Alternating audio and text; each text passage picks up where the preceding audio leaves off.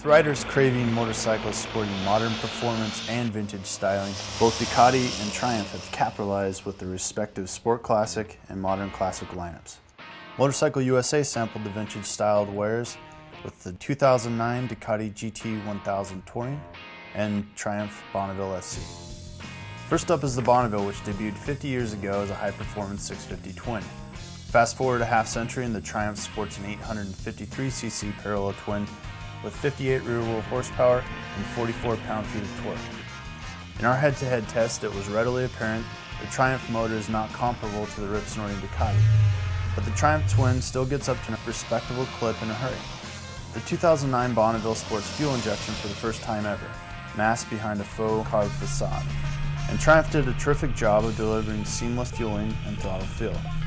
Combined with a light clutch pull and well-sorted 5-speed gearbox, you have an extremely user-friendly powertrain. The new Bonnie's seat has been lowered to 29.5 inches with the handlebars moved closer to the rider. While the seat is unbearable for long-distance rides, the ergos are ideal for smaller riders, with larger riders definitely filling their size.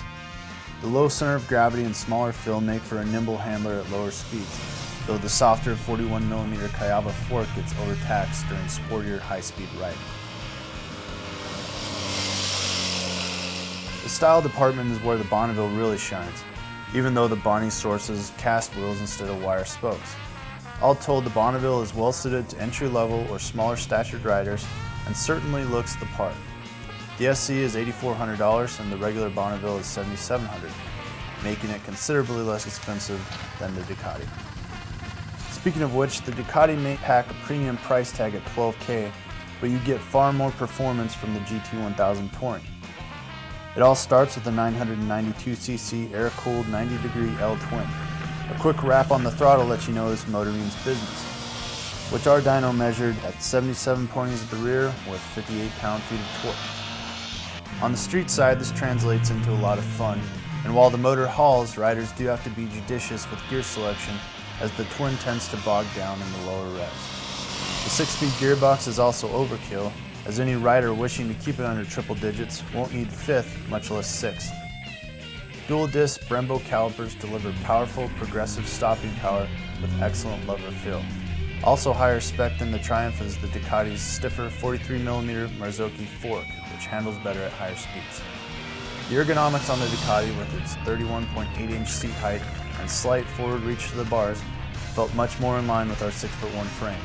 The GT Touring seat was also much more amenable to packing on the miles, and the windscreen and integrated luggage rack was much appreciated during our long-distance test drive.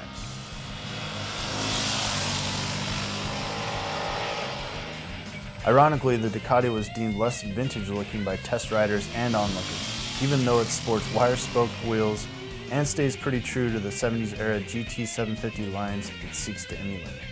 We'll chalk it up to the Bonneville's wider popularity in America, and the parallel twin certainly imbues a little bit more vintage feel than the modern-looking power plant on the Duck.